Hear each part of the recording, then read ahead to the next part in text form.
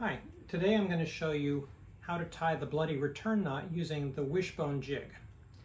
It's called the bloody return knot because it's like a blood knot, but it's bloody difficult to tie without some sort of assistance. The wishbone jig does an excellent job. So we're going to mount this on the bench here. Put a little light up so we can see what's going on. So just anatomy of the jig. It's got these flexible arms that provide tension, and it has 3 little spools for gripping the fishing line.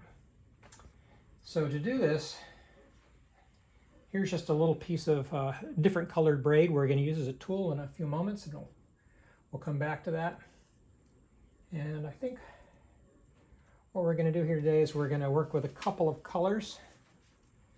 Let's work with a light one and a dark one, because we're going to join these 2 pieces of braid using the bloody return knot, which I believe is the strongest knot for joining braid. So first we're going to take one of our pieces and wrap it around on one side. We'll put a little tension on it and we'll wrap it around on the other side. Decently strong. We'll take our piece we're going to attach it to here, and we're going to tie this on like so. Only we need enough of a tag end to really get around a few times. All right, maybe 4 inches should do it. Okay, so we're going to give it 10 wraps around the horizontal line. 1, 2, 3, 4, 5, 6, 7, 8, 9, 10, and they should be pretty close together. Now we're going to wrap it back on itself until it meets up with its original vertical line. It should be about 10, but if it's 1 or more or less, it doesn't make much difference. 1, 2, 3, 4, 5, 6, 7, 8, 9, 10.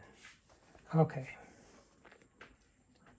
Now what we're going to do is we're going to release this tag end, the short tag end over here of the light colored line. We're going to free up the line from the lower spool and tie it over here. Again, let's have a little tension. Get that one out of the way. 1 wrap ought to do it. Okay, now we would typically wrap the white one around the other direction and back, but if you know from the blood knot, you've got to tuck both your tag ends back through. And this would be very difficult if we wrapped them all around. So we're going to do a little trick here. We're going to start, we're going to lay a trap for our return line so we can get it back through. So let's get this is the one we're going to wrap next, but let's get that out of the way for the moment. We're going to take our double line here, which is going to serve as like the eye of a needle, and we're going to lay it up next to our first tag end, the dark one. And then we're going to take our second piece, and it's going to go around these 2, which are laid up together. And so now let's just go ahead and try that. Now to make this easier, I think I'm going to wrap my yellow ones around the base here just to get them out of my way. So we're going to do 10 wraps down. 1, 2, 3, 4, 5, 6, 7, 8, 9, 10. We're going to wrap back on top of itself. 1, 2, 3, 4, 6, 7, 8, 9, and 10 comes back around here. And we're going to take it and we're going to tuck it through that little loop we made for ourselves here. So it's going to work like a little needle. Now we're just going to pull it through. Pump. Okay, so we got our two tag ends going through the middle in opposite directions. We can pull them snug.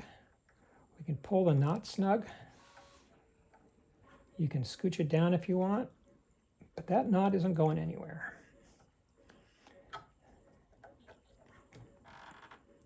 And so we can cut our tag end short. That's one. That's two. And there you have it, our bloody return knot.